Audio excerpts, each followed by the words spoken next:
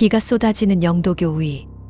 포졸들이 단종의 팔을 거칠게 잡아 끌자 정순왕후가 단종 이도포 소매를 두 손으로 필사적으로 붙잡습니다. 전하! 이 손을 놓지 마시옵소서! 어찌 저를 두고 가시나이까!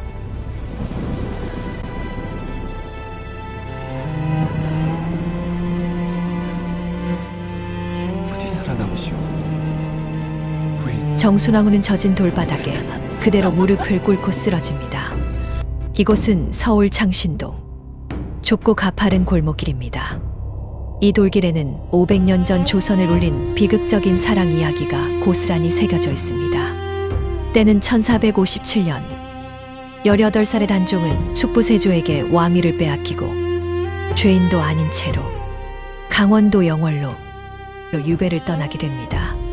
왕도 아니고 그렇다고 평범한 사람도 아닌 그 곁에는 17살의 왕비 정순왕후가 있었습니다. 유배 행렬이 한양을 떠나던 날 정순왕후는 단종의 손을 놓지 못하고 영도교까지 따라왔습니다.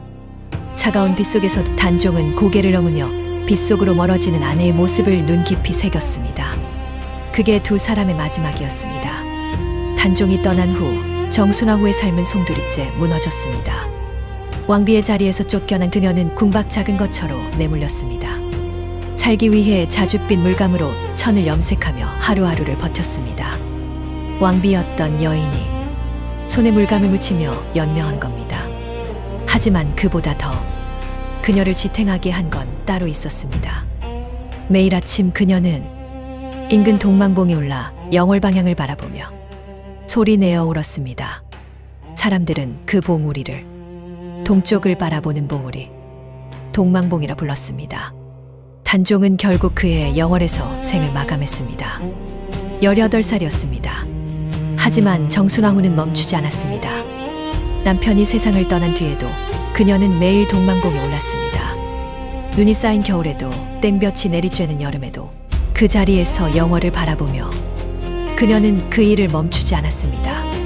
그렇게 홀로 외롭게 남편을 그리며 살다가 82세의 남편인 단종 곁으로 떠났습니다. 세상에서 가장 긴 기다림이었습니다.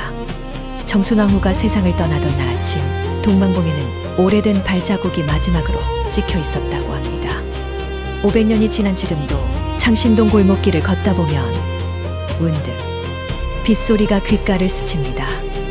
그 순간의 빗소리처럼 영도교에서 놓쳤던 손, 그리고 이 창신동 골목길 어딘가에 그 사랑의 끝이 아직도 남아 있습니다.